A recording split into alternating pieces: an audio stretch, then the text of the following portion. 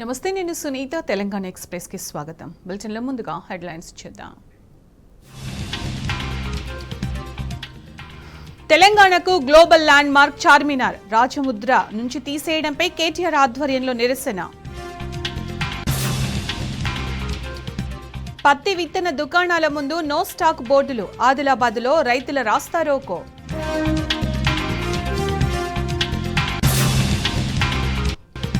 Parakala fertiliser దుకాణాల్లో హన్మకొండ జిల్లా collector తనిఖీ, సీడ్స్ నిల్వలపై ఆరా.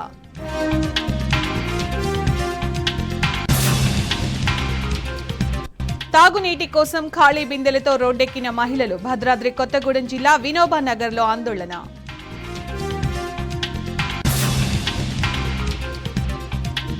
నల్లగొండ జిల్లా కేతేపల్లిలో కాంగ్రెస్ గూండాల అరాచకం, బీఆర్ఎస్ కార్యకర్తపై దాడి చేసినా పట్టించుకోని పోలీసులు.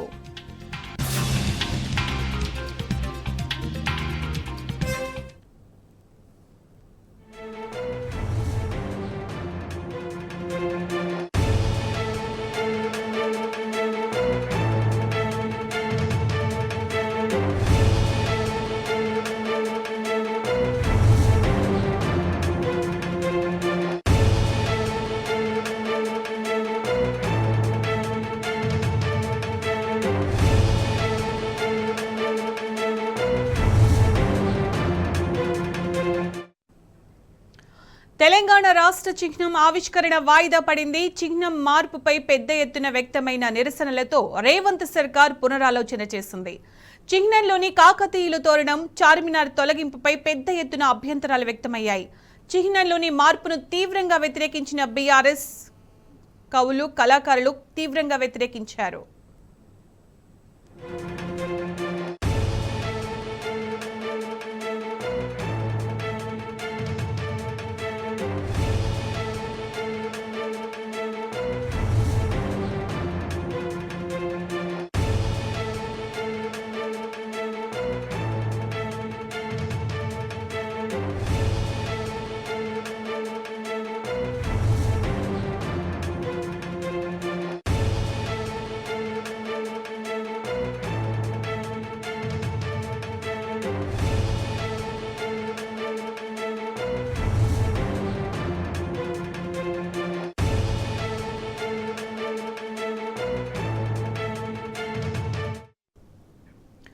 తెలంగాణ రాష్ట్ర చిహ్నం ఆవిష్కరణ వాయిదా పడింది. చిహ్నం మార్పుపై పెద్ద ఎత్తున వ్యక్తమైన నిరసనలతో రేవంత్ సర్కారు పునరాలోచన చేసింది.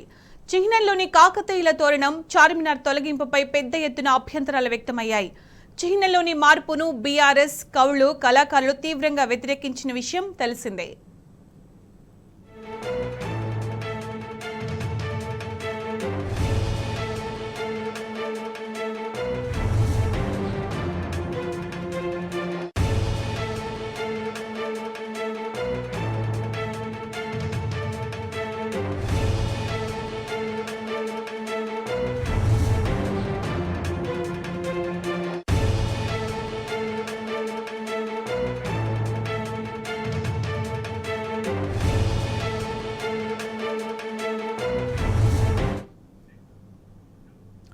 భద్రాద్రి కొత్తగూడెం జిల్లా జూలూరుపాడు మండలం వినోబా నగర్లో మంచినీళ్ల కోసం ప్రజలు రోడ్డెక్కుతున్నారు.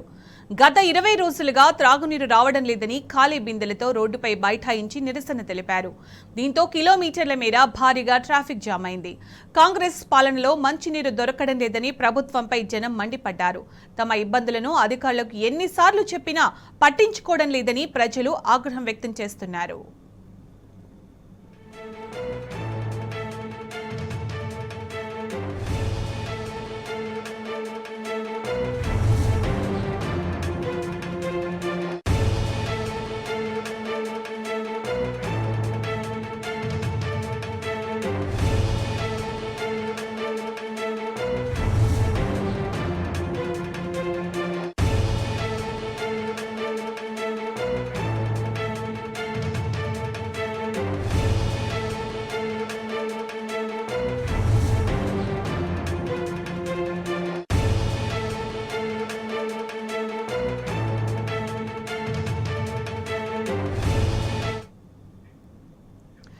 తెలంగాణ రాష్ట్ర చిహ్నం ఆవిష్కరణ వాయిదా పడింది. చిహ్నం మార్పుపై పెద్ద ఎత్తున వ్యక్తమైన నిరసనలతో రేవంత్ సర్కార్ పునరాలోచన చేసింది.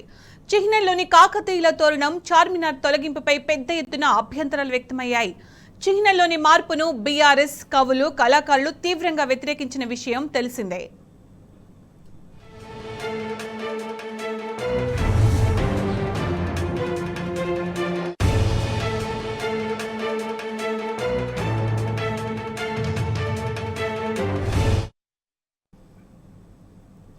తెలంగాణ రాష్ట్ర చిహ్నం ఆవిష్కరణ వాయిదా పడింది. చిహ్నం మార్పుపై పెద్ద ఎత్తున వ్యక్తమైన నిరసనలతో రేవంత్ సర్కార్ పునరాలోచన చేసింది. దీనికి సంబంధించి పూర్తి సమాచారం మా ప్రతినిధి సూరజ్ అందిస్తారు. సూరజ్, రాజముద్ర అంటే గతంలో కేసీఆర్ ఏదైతే కాకతీయ కళాతోరణం అలాగే చార్మినార్ ఈ రెండింటి కలయికతో తెలంగాణ రాజముద్రను తయారు చేశారో దాన్ని మార్చే క్రమంలో కాంగ్రెస్ ప్రభుత్వం కసరత్తు చేస్తున్న విషయం తెలిసిందే. జూన్ 2వ తేదీన దీన్ని ఆవిష్కరించే ప్రయత్నం కూడా చేశారు. అయితే ఈ పనులు అసంపూర్తిగా ఉన్న నేపథ్యంలో వాయిదా ఆవిష్కరణ కార్యక్రమాన్ని వాయిదా వేసుకున్నట్టుగా అధికారిక వర్గాలు చెప్తున్నాయి. మొత్తం మీద చూసుకుంటే కనుక ఒక రకమైన ఒత్తిడి వాతావరణం తెలంగాణలో నెలకొని ఉందని చెప్పాల్సి ఉంటుంది. గతంలో అన్ని రకాలుగా ఆలోచించిన తర్వాతనే ముఖ్యమంత్రిగా ఉన్న కేసీఆర్ తెలంగాణ రాజముద్రను తయారు చేసిన విషయం తెలిసిందే. తెలంగాణ వారసత్వ సాంస్కృతిక వారసత్వానికి నిదర్శనంగా ఆ లోగోను తయారు చేశారు. అలాగే చార్మినార్ ఏదైతే ఉందో ఈ చార్మినార్ గతంలో ప్లేగ్ వ్యాధిని ఎదుర్కోవడానికి ఒక స్ఫూర్తిదాయకంగా ఆ కట్టడాన్ని కట్టిన విషయం తెలిసిందే. అలాగే కాకతీయ కళాతోరణం కూడా దేవాలయానికి ఒక తోరణంగా దాన్ని నిర్మించారు. కాకతీయ రాజుల వైభవాన్ని ప్రదర్శిస్తూ ఆ కళాతోరణం ప్రపంచవ్యాప్తంగా ప్రసిద్ధి చెందిన విషయం తెలిసిందే. యునెస్కో వారసత్వ సంపద అవార్డును కూడా అది గ్రహించిన విషయం తెలిసిందే. వీటన్నిటిని క్రోడీకరించి గతంలో తెలంగాణ ప్రభుత్వం ముఖ్యమంత్రి కేసీఆర్ తెలంగాణ రాజముద్రను తయారు చేశారు. ఇందుకు సంబంధించి కేంద్ర ప్రభుత్వం నుంచి అనుమతి కూడా తీసుకోవడం జరిగింది. ఎందుకంటే ఏ రాష్ట్రమైనా రాజముద్రను తయారు చేయాలంటే ఖచ్చితంగా కేంద్ర ప్రభుత్వం నుంచి అనుమతి తీసుకోవాల్సి ఉంటుంది. దానికి ఒక చట్టం కూడా ఉంది.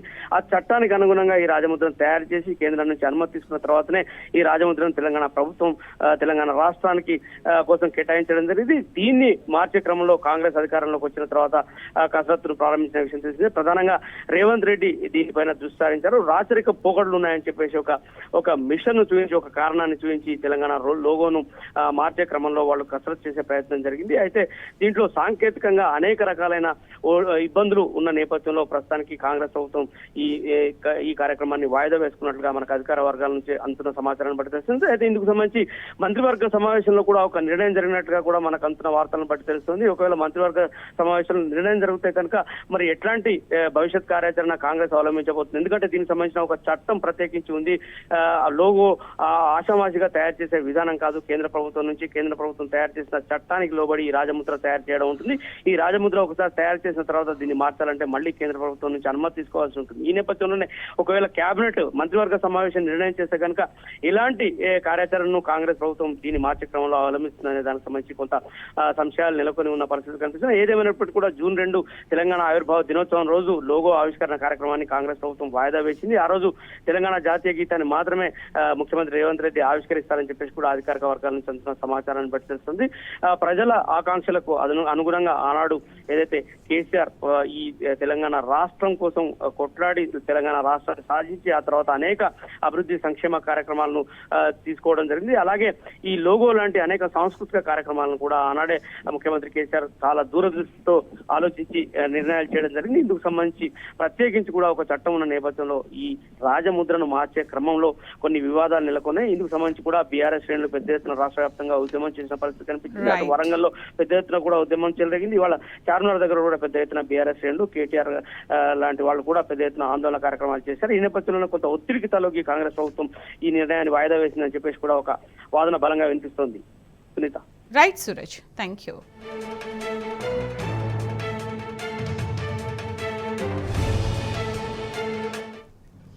నల్లగొండ జిల్లా నకరేకల్ నియోజకవర్గంలో పోలీస్ రాజ్యం నడుస్తోంది. బీఆర్ఎస్ కార్యకర్తలపై అకారణంగా అక్రమ కేసులు పెడుతూ దాడులు చేస్తూ వేధిస్తున్నారు.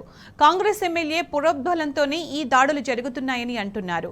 తాజాగా ఈ నెల 23న కేతేపల్లిలో బీఆర్ఎస్ నేత రైతు అలుగుబెల్లి లక్ష్మారెడ్డి కుటుంబంపై కాంగ్రెస్ గుండాలు దాడికి పాల్పడ్డారు. హద్దు రాళ్లను తొలగించి వారి భూమిని కబ్జా చేసే ప్రయత్నం చేశారు. బాధితులు కేతేపల్లి పోలీస్ స్టేషన్లో కేసు పెట్టగా నేటికి కాంగ్రెస్ కాంగ్రెస్ నాయకులపై చర్యలు తీసుకోలేదు. మాజీ ఎమ్మెల్యే చిరుమర్తి లింగయ్య చొరవతో బాధితులకు ట్రీట్మెంట్ చేశారు వైద్యులు. కాంగ్రెస్ పాలనలో వ్యవస్థలు ఇంతలా భ్రష్టు పట్టిపోయాయని మండిపడుతున్నారు గ్రామస్తులు.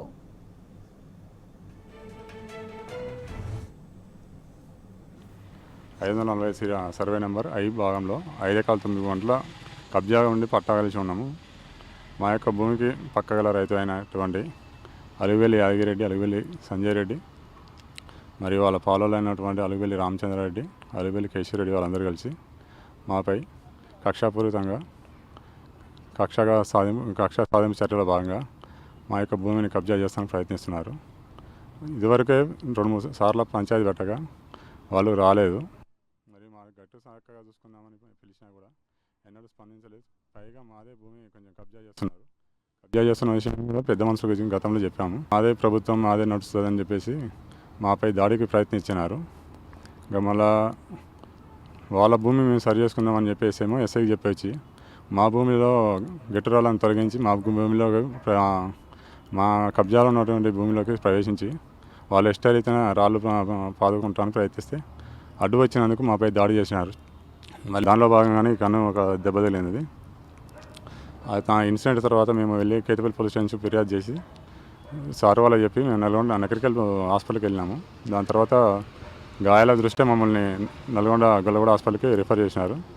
ఇంకా 3 రోజులు దాంట్లో అడ్మిట్ అయ్యి 3 రోజులు చికిత్స తీసుకున్న తర్వాత మొన్న 27వ తారీఖు నాడు మధ్యాహ్నం సమయంలో డిశ్చార్జ్ అయ్యి వచ్చి సదరు ఎస్ఐ గారికి ఫిర్యాదు ఇవ్వగా, మీరు ఇచ్చిన ఫిర్యాదులో తేడా ఉన్నది, మీరు ఇచ్చిన ఫిర్యాదు అనేది నేను చెప్పినట్టు మీరు ఇస్తేనే నేను మీకు రిసిప్ట్ కాపీ ఇస్తాను, లేకుంటే మీకు రిసిప్ట్ కాపీ ఇవ్వను, కేసు చేయను అది అని చెప్పి మమ్మల్ని కొంచెం మాపై ఈ విధంగా ఒక కక్షపూరితంగా ప్రవర్తిస్తున్న వాళ్ళకు మా వంత కొట్టుకుంటూ దాడి చేసిన వారిపైనే వాళ్ళకే సపోర్ట్ చేసుకుని మమ్మల్ని ఇచ్చిన ఫిర్యాదుకు ఎలాంటి కాపీ ఇవ్వట్లేదు, మమ్మల్ని కొంచెం ఇబ్బంది పెడుతున్నాడు.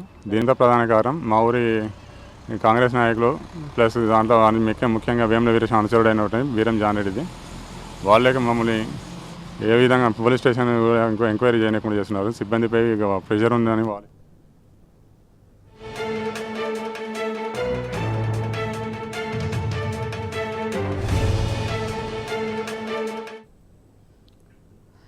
నల్లగొండ జిల్లా కేతేపల్లిలో కాంగ్రెస్ అరాచకానికి సంబంధించి పూర్తి సమాచారం మా ప్రతినిధి రాము అందిస్తారు. రాము, బీఆర్ఎస్ కార్యకర్తపై దాడి చేసిన పోలీసులు పట్టించుకోవట్లని తెలుస్తోంది. అప్డేట్స్ ఏంటి రాము? నల్గొండ జిల్లా నకరికల్ నియోజకవర్గ వ్యాప్తం కూడా బీఆర్ఎస్ పార్టీ కార్యకర్తలపైన అక్రమ కేసులు పెడతా ఉన్నారు. అక్రమంగా పోలీస్ స్టేషన్ పిలిపించి దాడులు చేస్తా ఉన్నారు, భయభ్రాంతులకు గురవుతున్నారు బీఆర్ఎస్ పార్టీ కార్యకర్తలందరూ కూడా. తాజాగా ఈ నెల 23న కేతపల్లికి చెందినటువంటి అలుగువెల్లి లక్ష్మారెడ్డి పైన ఆ పక్కన ఉన్నటువంటి పాలోల పేరు చెప్పి కాంగ్రెస్ పార్టీ నాయకులు అందులో ఎంటర్ అయి దాదాపుగా 2 గంటల పాటు కూడా అక్కడ ఉన్నటువంటి బీభత్సం సృష్టించి లక్ష్మారెడ్డి వాళ్ళ తల్లిని కూడా దాడి చేయడం జరిగింది, పిడుగుద్దులు గుద్దడం జరిగింది. దీంతో తీవ్ర గాయాల పాలై వీళ్ళిద్దరు కూడా నల్గొండ ప్రభుత్వ ఆసుపత్రిలో 4 రోజుల పాటు చికిత్స చేసుకున్నారు. చికిత్స అనంతరం కేతపల్లి పోలీస్ స్టేషన్ పోయి కేసు పెడితే కూడా అక్కడ ఉన్నటువంటి ఎస్ఐ గానీ ఇతర సిబ్బంది కానీ ఎవరు కూడా పట్టించుకోవట్లేదు. కేవలం ఇది కాంగ్రెస్ పార్టీకి సంబంధించినటువంటి నేతలు ఇది చేపిస్తున్నట్టుగా కూడా ఆరోపణ చేస్తా ఉన్నారు. కాంగ్రెస్ పార్టీ నాయకుల ఒత్తిడితోనే మేము కేసు తీసుకోవట్లేదు, మీరంతా కూడా బయట సెటిల్మెంట్ చేసుకున్నాని కేతపల్లి ఎస్ఐ చెప్పడంతో చేసేదేం లేక ఎస్పీకి డిఎస్పీకి కూడా ఫిర్యాదు చేశారు. ఎస్పీకి ఫిర్యాదు చేసినా కూడా ఎలాంటి చర్యలు తీసుకోలేదు. ఇదే రకంగా అన్ని గ్రామాల్లో కూడా భయభ్రాంతులకు గురి చేస్తూ బీఆర్ఎస్ పార్టీ కార్యకర్తలపైన దాడులు చేస్తా ఉన్నారు. గత ఎన్నికల్లో బీఆర్ఎస్ పార్టీకి మీరు పనిచేశారు, కాంగ్రెస్ పార్టీకి పనిచేయలేదంటూ ఇవన్నీ కూడా పాత గొడవలను లేపుతూ పాత కక్షల నేపథ్యంలో ప్రతి ఒక్క చోట కూడా దాడులు జరుగుతున్నాయని చెప్తా ఉన్నారు. అయితే ఆసుపత్రికి వెళ్ళినటువంటి క్రమంలో లక్ష్మారెడ్డి అక్కడ ఉన్నటువంటి వైద్య సిబ్బంది కూడా పట్టించుకోలేదు. ఆసుపత్రికి వెళ్ళడమే మీరు ఏ పార్టీకి సంబంధించిన వాళ్ళు, ఏ విధంగా గొడవ జరిగింది, ఎందుకు జరిగిందని ఆరాలు తీశారు కానీ ట్రీట్మెంట్ చేయలేదని చెప్తున్నారు. హుటాహుటినే నకరికల్ మాజీ ఎమ్మెల్యే చిరుమర్తి లింగయ్య ఆ ఆసుపత్రికి వెళ్లి అక్కడ ఉన్నటువంటి వైద్య సిబ్బందిని పురమాయించి వైద్య సిబ్బందిని సూపరింటెండెంట్ తో మాట్లాడి వైద్యం చేయమని అడిగితే తప్ప ఇక్కడ ఉన్నటువంటి గాయపడినటువంటి కార్యకర్తలకు వైద్యం చేయించలేదని కూడా చెప్తా ఉన్నారు. అయితే ఈ విషయం పట్ల ఎస్పీ ఇప్పటికైనా చర్యలు తీసుకోవాలి, ఈ విచారణ కమిటీని వేయాలి. ఏదైతే పొలాన్ని కబ్జా చేయడంతో పాటు పొలంలోనే అకారణంగా కొట్టినటువంటి వాళ్ళపైన కూడా చర్యలు తీసుకోవాలని చెప్తా ఉన్నారు. ఇదంతా కూడా అక్కడ ఉన్నటువంటి కాంగ్రెస్ పార్టీ ఎమ్మెల్యే ప్రోద్బలంతోనే జరుగుతా ఉంది. అన్ని రాజకీయ సంబంధించి అన్ని ఊర్లలో కూడా బీఆర్ఎస్ పార్టీకి పనిచేసిన కార్యకర్తలపైన ఈ విధంగా దాడులు జరుగుతున్నాయని అంటూ అనుకుంటారు. Right Raj, thank you.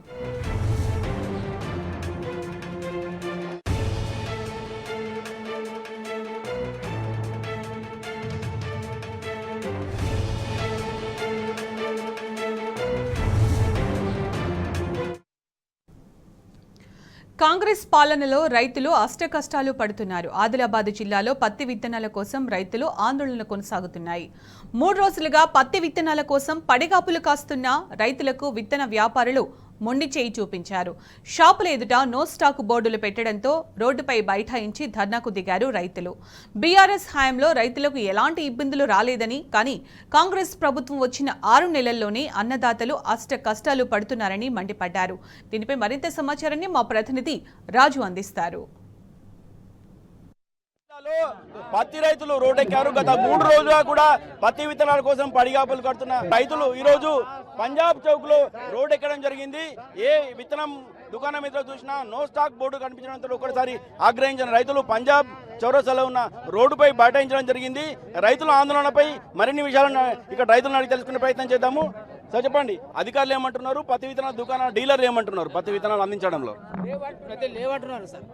పొద్దున్నేమో 800 బ్యాగులు ఉన్నాయని చెప్పిండ్రు, ఒక 50-60 ఏమో అమ్మిండ్రు, మరి మిగతా స్టాక్ లేదని చెప్పేసి అయిపోయిందని చెప్పేసి సార్ 10 మంది కన్నా ఎక్కువ ఇవ్వలేదు సార్. ఇప్పుడు ఆల్రెడీ బ్యాగులు ఉన్నాయి కూడా, కానీ వాళ్ళు సెటర్ వేసుకున్నారు, ఇప్పుడు లేవని చెప్పేసి. నేను 7 గంటలకు వచ్చిన ఒక్క బ్యాగు చుక్క దొరకలే నాకు. 10 మంది కంటే ఎక్కియలేదు నేను చూసిన. ఇంకోటి వీళ్ళు ఏం చేస్తున్నారంటే మొత్తం షాపుళ్ళు మొత్తం సీకటి వ్యాపారం చేసేందుకు వాళ్ళు కాంగ్రెస్ ప్రభుత్వం ఇది మొత్తం సీకటి వ్యాపారానికే మద్దతు ఇస్తుంది. అది మొత్తం అటువంటి దందలే ఉన్నాయి. కేసీఆర్ హయాంలో ఒక్కోళ్ళు కూడా ఇబ్బంది పడలే, ఇప్పుడు పడుతున్నారు అంటే కారణం కాంగ్రెస్ ప్రభుత్వమే. రైతులు నాగం చేస్తున్నది. ఈ 6.9 ఇంత కొరత ఎందుకు వచ్చింది, ఈ సంవత్సరం ఎందుకు వచ్చింది? గత 10 ఏళ్ల కాలంలో బీఆర్ఎస్ ప్రభుత్వ కాలంలో ఎట్లుండే, ఇప్పుడు ఎట్లున్నది? రాలేదు, అప్పుడు రాలేదు, మంచిగా ఉండే, ప్రతి ఒక్కళ్ళకి దొరికినాయి. ఇప్పుడు రాలే, ఇప్పుడు ఒక్కళ్ళకి కూడా దొరుకుతలేదు. ఇంత పబ్లిక్ ఆగమవుతున్నది. వాస్తవం వీళ్ళు మొత్తం సీకటి వ్యాపారాలు చేస్తున్నారు. ఇప్పుడు ఇలా స్టాక్ పోతున్నది, ఎంత స్టాక్ పోతున్నది, మాకు లేదని చెప్తున్నారు, వీళ్ళకేమో స్టాక్ పోతున్నది. రైతుని ఆగం చేస్తున్నాం సార్. ఈ డిపార్ట్మెంటే సార్, గవర్నమెంట్ డిపార్ట్మెంట్. ఇప్పుడు ప్రస్తుతానికి అయితే ఈ వీళ్ళ ఫర్టిలైజర్ని, ఈ వీళ్ళ సీడ్ని ఏదైనా కానీ కొనుగోలు చేయకపోతే, రైతులు కొనుగోలు చేయకపోతే ప్రతి దానికి లైనే నీళ్ళు లేక, అన్నం లేక, కుక్క లేక చూస్తున్నాం సార్. మేము రైతులం అమ్మడానికి వస్తే సార్ కాళ్ళు గడ్డలు పడతా సార్ ఒక్కొక్కళ్ళు. అది ఎందుకంటే ఈ రాజ్యాంగం ప్రభుత్వం వస్తుంది సార్. బీఆర్ఎస్ ఉండగా టీఆర్ఎస్ ఉండే ఇంతకుముందు మంచిగా ఉండే సార్. కాంగ్రెస్ ప్రభుత్వం ఎప్పుడైతే దిగిందో సార్, ఆడికెళ్ళి రైతు ఘోరం ఉన్నది సార్, ఇంకా ఘోరం అవుతున్నది సార్. డిపార్ట్మెంట్ ఏదైనా కానీ సార్ పట్టుకోలేదు. ఎమ్మెల్సీలో ఇప్పుడు సార్ మండలానికి సప్లై చేస్తా ఉన్నారు సార్. ఇన్ని రోజులు ఏం చేసి పన్నాలా సార్, రైతానికి ఈడాక రాకపోగా సార్, రైతు రాజ్యాంగం రోడ్ మీద రాకపోగా సార్. రైతుకి ఈ రోజు మండలానికి సప్లై చేసిన వాడితే ఈడాక ఈ కష్టకారులు వస్తుండే సార్, రైతులు వస్తుండేనా అల్లో ఇచ్చా కానీ ఇలా వర్షాలు పడితే సార్ మేము ఊళ్ళో తీసుకుంటుంటే మేము సార్ మండలంలో తీసుకుంటున్నాం సార్. వీళ్ళు ఈ డిపార్ట్మెంట్ అగ్రికల్చర్కి ఇస్తుంటాం అన్నారు సార్. ఇదివరదాకా పంపిణీ చేయలేదు, ఇచ్చినాం చెప్తున్నాం తప్ప పంపిణీ ఏడలేదు సార్. ఇదివరదాకా ఏడ పంపిణీ లేదు, ఏ మండలానికి ఇవ్వాలి, ఇచ్చిన వాడికి కష్టకారు ఇలా రోడ్డుకు రాకపోదు సార్. ప్రభుత్వమా సార్, ఏ ప్రభుత్వం మామూలుగా పట్టుకునే ఇంతకుముందు టీఆర్ఎస్ ఉండే, ఇదివరకు మేము రోడ్ మీద రాలేదు సార్. ఈ ఫస్ట్ టైం సార్ రోడ్ మీద రావడం అంటే మంచిగా ఉండే. ఇప్పుడు రేవంత్ వచ్చిన కాడికి మాకు ఇదే పరిస్థితి సార్. మొత్తానికి రైతుల ఆగ్రహం మాత్రము పెద్ద ఎత్తున ఆగ్రహాలు వ్యక్తం చేస్తుంటే రోడ్డెక్కిన పరిస్థితి కనిపిస్తుంది.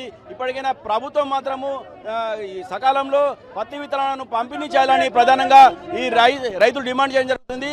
గతంలో బీఆర్ఎస్ ప్రభుత్వం ఉన్నప్పుడు 10 ఏళ్ల కాలంలో ఈనాడు కూడా తమకు ఎలాంటి ఇబ్బంది లేదని కేసీఆర్ పాలనలో వ్యవసాయ రంగాన్ని అలాగే రైతులను కంటికి రెప్పలాగా చూసుకున్నారని ప్రస్తుతం మాత్రము కాంగ్రెస్ ప్రభుత్వము రేవంత్ రెడ్డి ప్రభుత్వం మాత్రము రైతులను పూర్తిగా రోడ్డెక్కే విధంగా చేసిందని, ఇప్పటికైనా ప్రభుత్వం వెంటనే స్పందించి సకాలంలో తమకు విత్తనాలు అందించాలని లేని పక్షంలో తమ ఆగ్రహాన్ని ప్రభుత్వం చవి చూడాల్సి వచ్చిందని ఇక్కడ ఉన్న రైతులు హెచ్చరించడం జరుగుతుంది.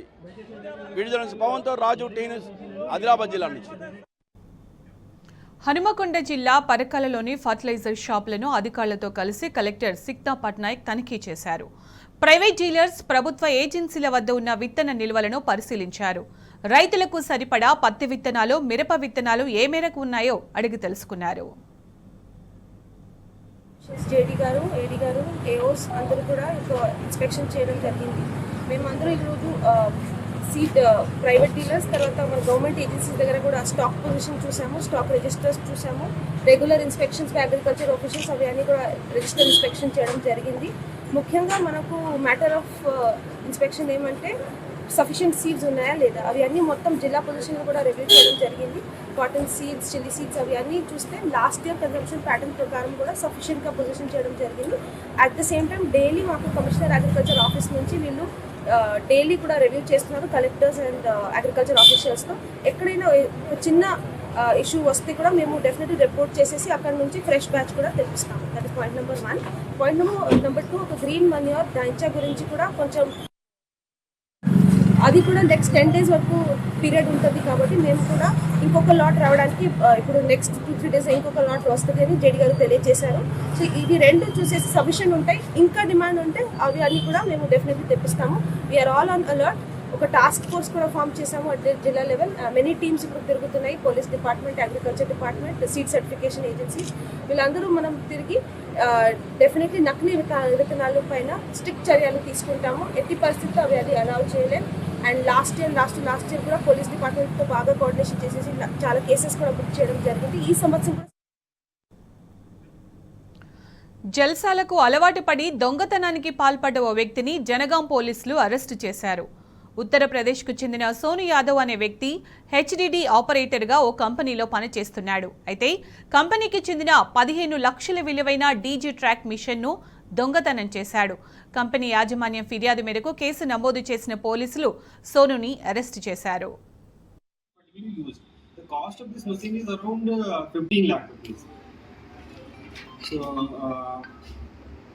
Immediately, on the actually instruction of DCP sir, one team was formed immediately under the leadership of SI Bharat and his team. I will actually definitely take the name of the team who were actually involved in catching this thief. So P. Srinivas Raju, he was a SI, G. Viseswar PC, Vamsi, B. Karunakar, T. Ramanna. So they immediately they went to the Ambedkar Nagar district. This particular thief is from UP. He belongs to UP. He was working here, and on that particular day they drank something and they committed this theft. And they took this machine to the Ambedkar Nagar, UP, with them. And now we are actually remanding him for it. Yes. We are remanding him.